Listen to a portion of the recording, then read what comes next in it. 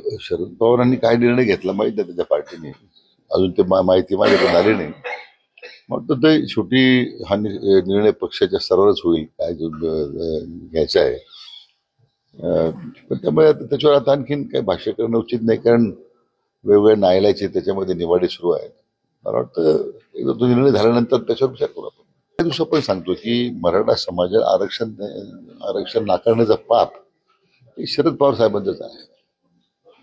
94 साली त्यांनी जर तो निर्णय मंडल आयोगाच्या शिफारशीनंतर जर जे आरक्षण राज्यामध्ये घेतलं, त्याच्यात जर समावेश केला असता तर ही जातीयवादाची जी दरी आता आणखी रुंदावत चाललेली आहे ती वाढली नसती.